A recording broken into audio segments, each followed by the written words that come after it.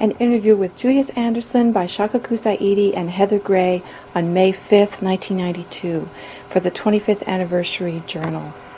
Okay, let's talk for a few minutes about your early involvement with the Federation. When did you first get involved with the Federation of Southern Cooperatives? And if you want, you can even talk about some of your family background in the area of cooperative development. You can get involved. It started in 1972. After my father died, my mother wanted someone to move home and help her raise her children. So I was looking for a job, and she recommended the Federation.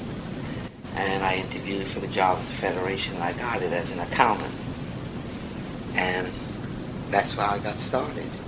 Prior to that, what were you doing? I was working in Washington, D.C.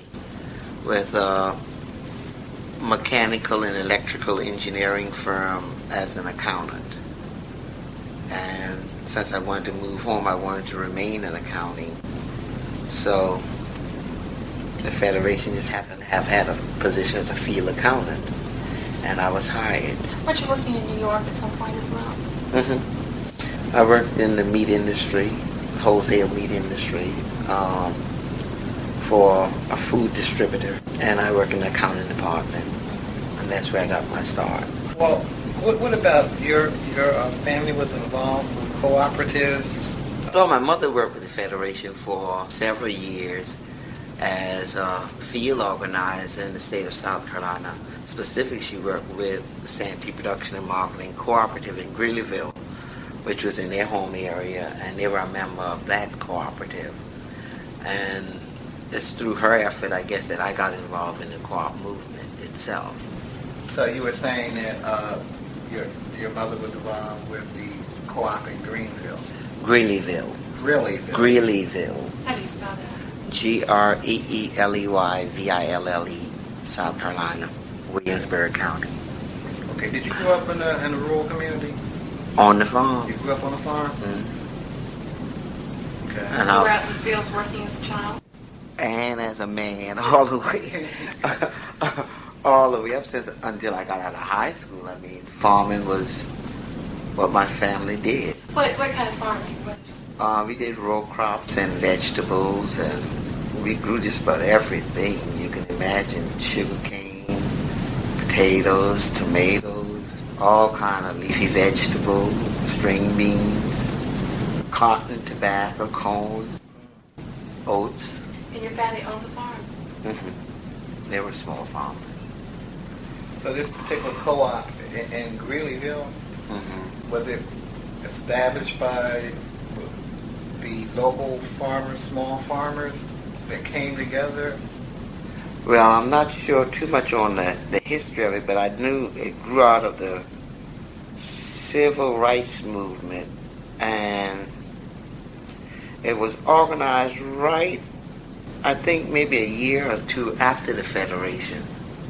The area where I'm from in South Carolina is predominantly a farm area, and most small farmers had problems securing operating supplies and stuff, their farm operation.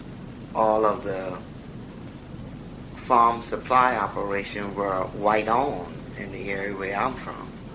And you used to go down to the little store, and you buy your farm supplies and they charge you one. Your friend will go in and buy his farm supplies and they charge him another price and that type of thing. So once the civil rights movement started kicking off and these farmers were meeting each other, I think that's when they organized the co-op itself and they established their own farm supply distributorship. And they also did joint marketing of cucumbers and other farm produce for the farmers in my area. Who was the organizing force, I really don't know. Even though I do have some pictures of some of the people that did the organizing, but I don't know who they are. Okay, we like to hear. Oh yeah, immediately once they open up the co-op, the price of all farm supplies, fertilizer, seed, chemicals, all of it dropped to to what the market bear, because now they were buying from their own store. So they know what it costs to purchase those farm supplies, and they pass the savings on to the farmers. So therefore, a lot of little small farm supply places went out of business afterwards because they couldn't compete. But I think when we were talking about this before, Julius, you were saying it also had quite an effect, throughout the county or whatever the district was. Mm-hmm. That people started adjusting their prices To compete. I mean, they had to. What the market was there. That's right. Whatever the market. I mean, then the real price came out. Right. Did any white farmers, small farmers, join the co-op? Not. See, I didn't come into the co-op movement until 72. And Santee was established at that point. Who were the organizing members and the colors and stuff, I don't know, but evidently it was primarily black because all the officers were black when I got there. I think over the course of about 10 years that I worked with the co-op in South Carolina, we did have some white farmers, especially in the marketing of produce. We did have some small white farmers that did participate also. Okay. Did involvement in the co-op lead to other types of, leadership development? That's the issue. Did leaders emerge that got involved in other areas of the county, business, politics, school, education? Did members of the co-op go on to do other things? I would say most definitely, because when I came, and I'm talking specifically in this case about Spam Co-op, which is the local co-op in the area where my home is located at. The chairman of the board went on to become a probate judge. One of the chairmen went on to become probate judge. One of them became chairman of the Democratic Party in the county. The co-op was organized by what you would call the activists and the leaders in the community. Most of them were people that could communicate and convince other people to join. So with that involvement, those people naturally move on to other levels of influences. I mean, many of them, even right now, some of the co-ops in South Carolina, like at South Carolina Sea Island Co-op, Mr. Curtis Inabinet, who's on the Federation board now, he was just recently elected to the State House of Representatives. So it did carry forward into other leadership roles into the community, that involvement with the co-op. It definitely did. And when you first began getting involved with the co-op, well, let me get back to this one co-op first. Was there opposition from the others in the community, other farmers, white or larger farmers, to the co-op? Was there any opposition to the development of the co-op? Or more or less did they just sit back and allow and not oppose anything? Well, I wouldn't say so much as for the other farmers. However, it definitely had effect on the purchases of farm produce. An example is when we had the cucumber contract. We grew cucumber for Velasquez Pickle Company out of Michigan. And it would, as we encourage our farmers to start growing some cash crops, naturally other purchases of cucumbers was trying to attract those same farmers too. So it was a competition between getting our farmers to grow under contract for this distributor, and therefore the co-op will market so much amount of pickled cucumbers during the course of a season. However, by the same token, there were other pickle companies trying to pick up those same farmers that they were looking for the pickles, naturally. And in this instance, they negotiated directly with the co-op rather than with individual farmers purchasing. And by belonging to the co-op, then the farmer did not have to go up there and try to figure out who gave the best price or whatever. And plus at the co-op shed, now the farmers, they were running their own business. They hired all of these workers during the summers that provide employment for a lot of people in the community. And it was building their own business. So that was the incentive is, well, there's jobs that it provides. We also got a better deal because now we had not only you just grow the cucumber and sold the cucumber, now you were growing the cucumber, processing the cucumber, transporting the cucumber. So therefore, no, I didn't mean processing Just cutting it. them off? No. I didn't mean processing that vein. Okay. I meant processing in the sense of sizing, grading, and transporting. The only thing that we missed out of that process is we did not have the facilities in order to take out the field heat, which is you have to dip them in water immediately in order to take out the field heat out of them. Then it's stored, then it can be transferred to Michigan, to the brining bin. Okay. But we narrowed the gap between growing and took the farm as far up the line of the processing as possible and capture that amount of added revenues into the farmer's hands.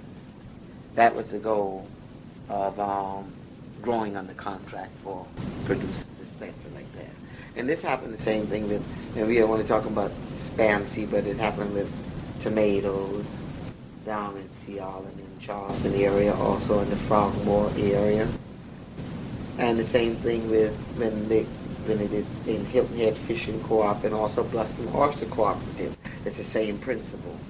And we were trying to capture as much of the market as possible for the co-op so that they'll have much more of the revenue reside with the producer. Is there a point beyond which you can't go? I mean, when it stops becoming profitable to take along that market? Does that make sense?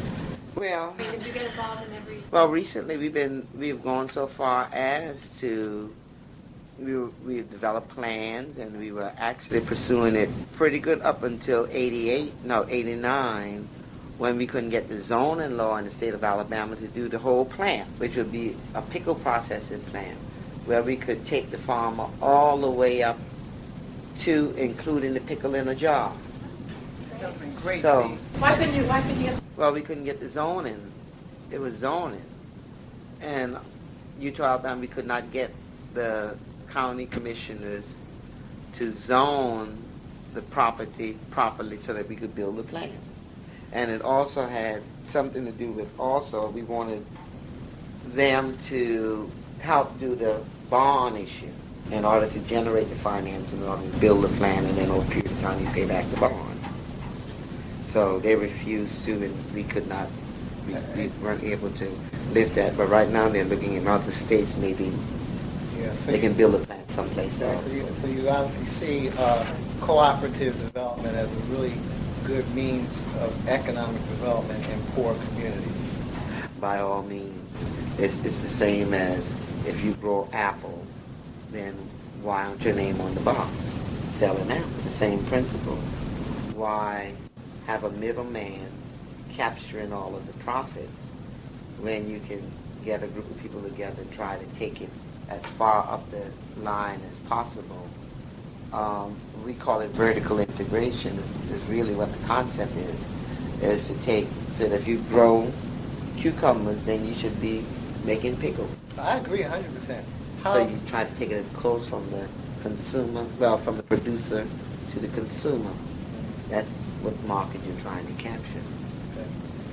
Okay. Well, I guess we can stay on the history before we get up to the current day. This just started in 72 with the Federation.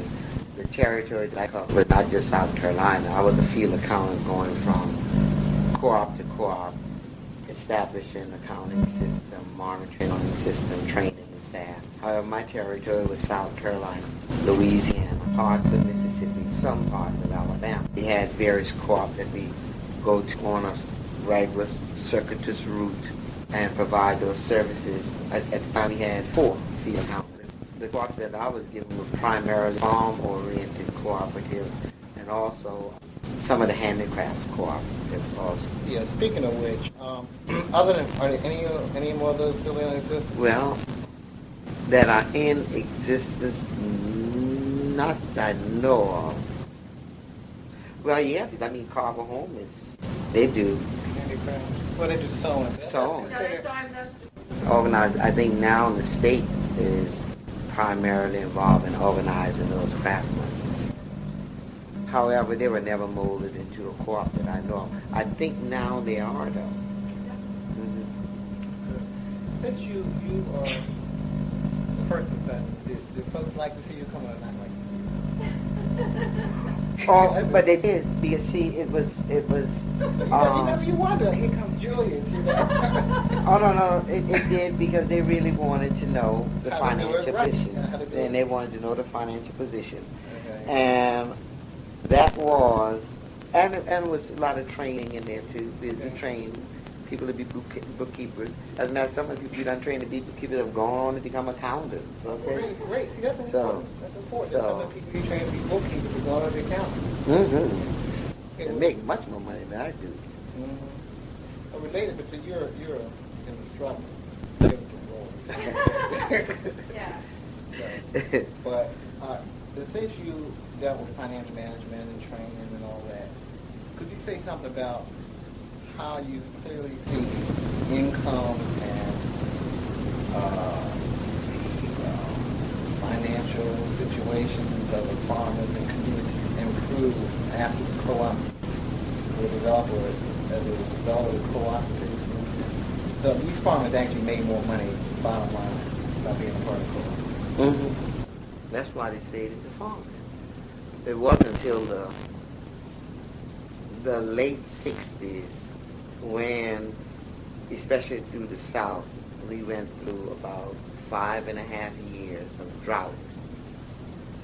I think within 6 years, 3 or 4 of them were dry years when it was drought.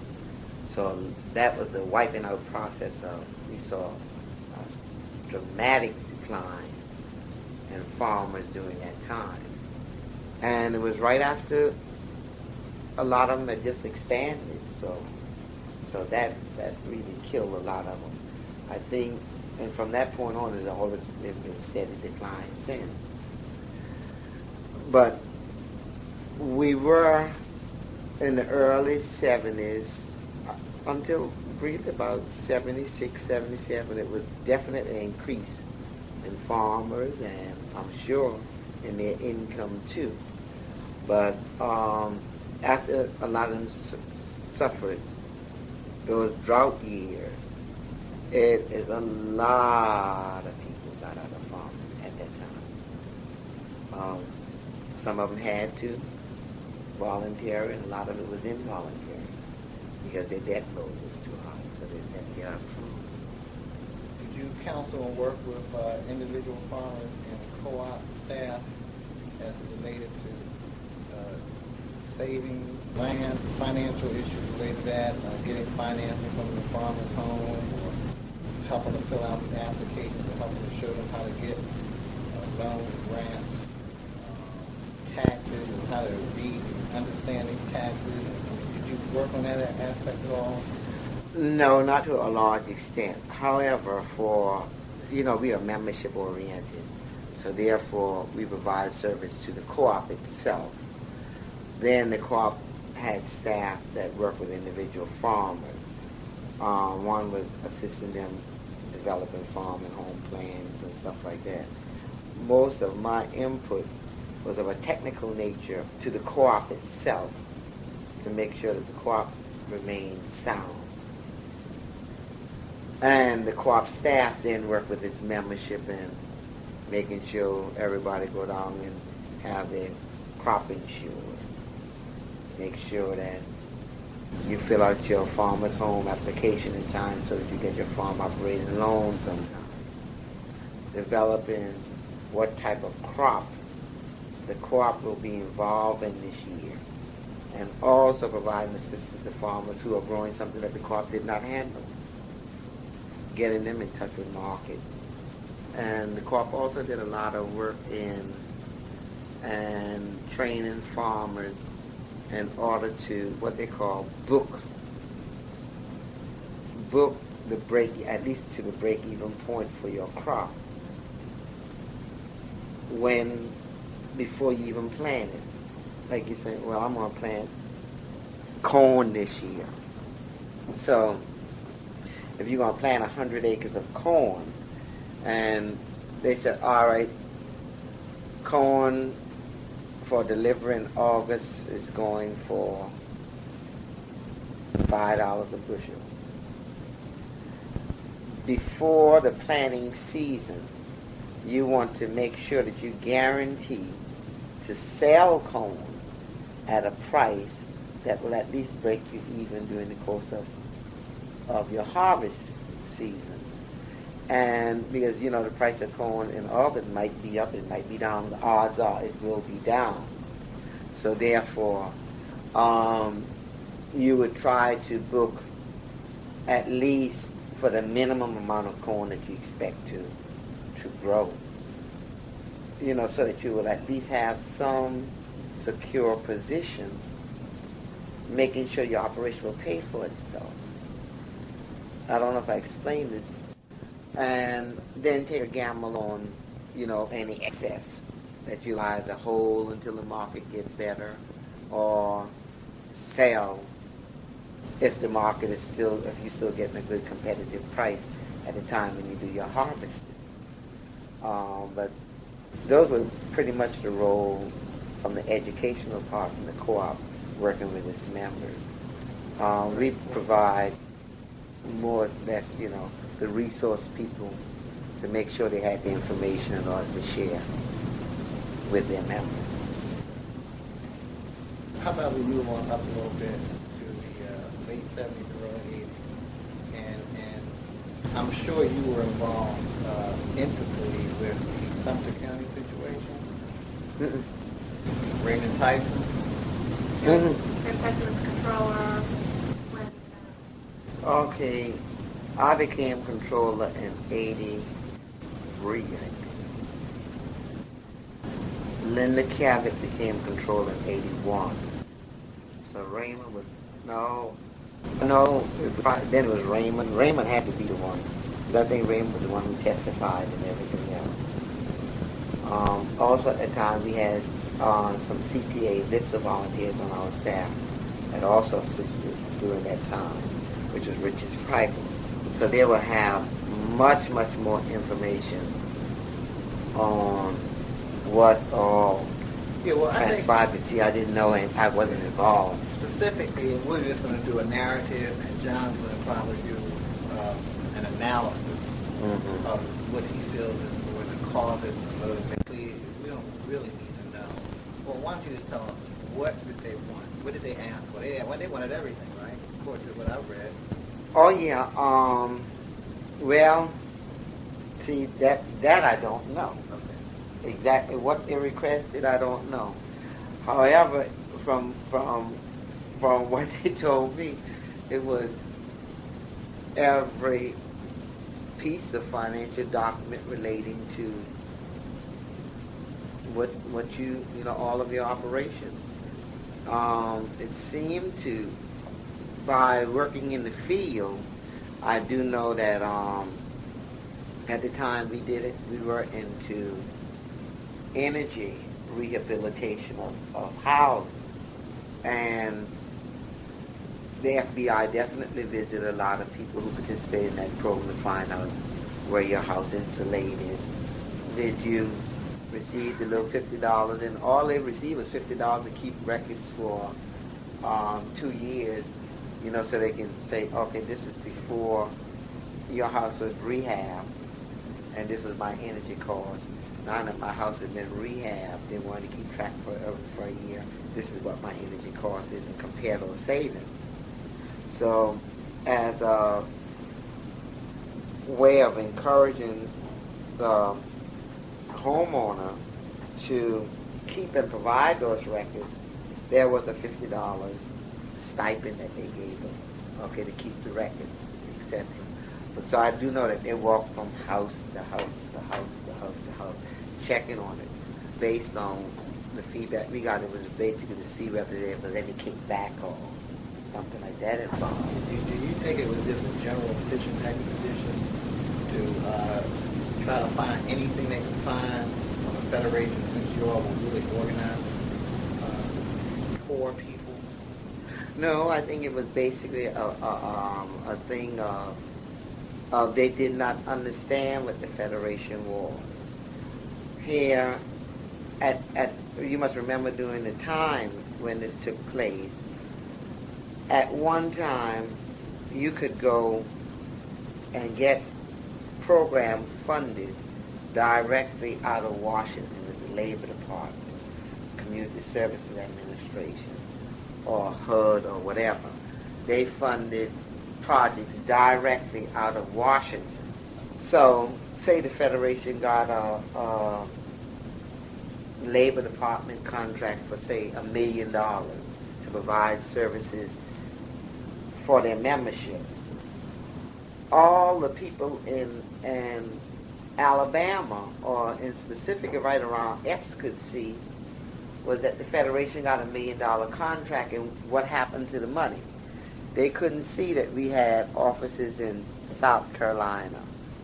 They couldn't see that we had offices in all over these states.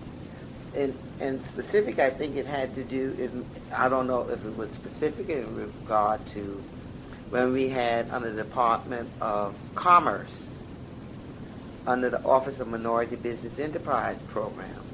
This is when we had a very large, it was a very, very large contract, because I think we had something about 15 offices. And the average office was about 6 people each. So you can imagine that was a big contract. That was a very, very large contract. All they could see was, well, the Department of Commerce gave them a $2.5 million contract. And all they could see was just the people in Epps. They didn't see the office in Greeley, meaning King Street, South Carolina.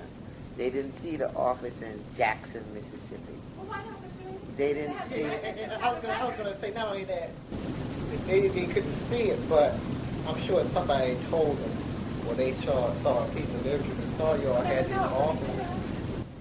Look, you might can see that, but if you would lived in a little narrow mine town like Epps, where there was a big communication gap in the first place, plus number one, here they move all of these high-powered people, not high-powered, but you would say they were more educated than normal citizenry, just to operate the center in Epps, period. Okay, we did all of our training. So, you put all those people living right there in the community. They had to go to school. They sent their kids to school. So they started taking a more active role in the school system. They took a more active role in everything. So all they could see is, well, they got a center out there. I wonder what it's like. Or what do they do?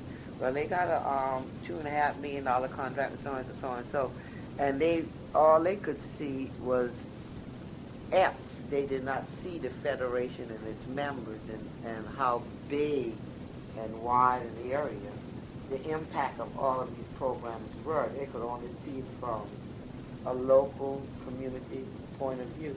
And I think that's what caused most of the trouble right there than anything else. So you're talking about those in the X area, you're not talking Yeah. about the FBI, you're talking about the people who ultimately brought the Mentor investigation on the Federation. Well, it was a Sumter County inspired thing. It was Suffolk County, so, okay, that makes sense. Yeah, I hear your point. It was inspired by the local people in Sumter County. In Sumter County. Went to whatever district. Cotton Patch, the Cotton Patch Hotel, and invited, and I mean the Cotton Patch, the Cotton Patch is a restaurant, and I mean really, very, very real. I think that Cotton Patch burnt down, but they got another one now, I think in Tuscaloosa. And they invited the district attorney down, and they laid out their case to the district attorney for Northern Alabama, and He just pursued it. Wasn't there a vendetta according to some kind of news? It seemed like he was bent on finding something. Well, I'm sure he was. You see, he was inspired to think that something was going on from the complaints from the probate judge. I mean, all the top political leaders in Sumter County. So, when they put the pressure on him, he had to perform. So, They felt it he went on a wild goose chase, and evidently it was a wild goose chase, and they wound up doing nothing. So, it was a waste of time. However, it was it had a very, very damaging effect on the Federation. But see, this tied everything up. It tied everything up. So the Federation came to a screeching halt while it tried to defend itself against, I guess to this day, they don't know what charge. in the Justice Department, any official ever publicly apologize to the Federation for interrupting operations, casting a shadow or suspicion on organization? No, not as far as I know, but the only person that can answer that would probably be Charles Brayshaw, because he was in charge at that time. I think the only thing they ever found out was that they just simply said, we are not going to pursue this anymore, and that was it. Even if they had found one nickel out of place. And a broader perspective, analyzing, looking at that, and we're not going to put all in. Oh, I'm sure you But this could. is also educational for President about all these things we're doing. And we're doing PR for us to know. And one day we may be doing PR, and they're going to say, what about Sumter County? We can tell them. They even read in the cotton match. Folks, I mean, we know the story. I mean, right. We know the real story. That was a... Sure, you know. Yeah, contact We conspiracy. should even use that. We should, that's right. that came right out of the Sumter County Blue. In the context of the era, South resistance, white resistance to the civil rights movement, voter education, voter registration, you feel that there were broader, different other motivations, additional motivations to trying to destroy the Federation, particularly in Sumter County, because as you said, people were active with the PTA and other organizations in town. Do you think it was just a matter of some of the, well, of course, in Sumter County, some of the larger landowners and richer folks in the area of the county were simply threatened or felt threatened or had the old, racists in the town together, we're not going to take over the county, and that was the motivation, other than just ignorance and them not knowing what the Federation was about. I mean, that's kind of, in other words, you're being really nice. I'm being honest. You're really being nice.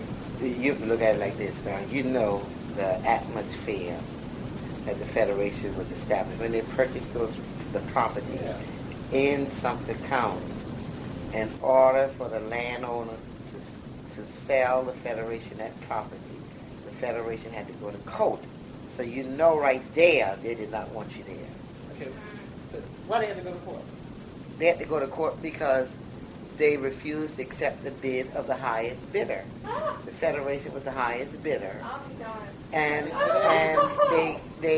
the man said, hell no, I'm not selling my land to no nigger. And they had to go to court, and they were forced to sell through the court. That kicks it all off.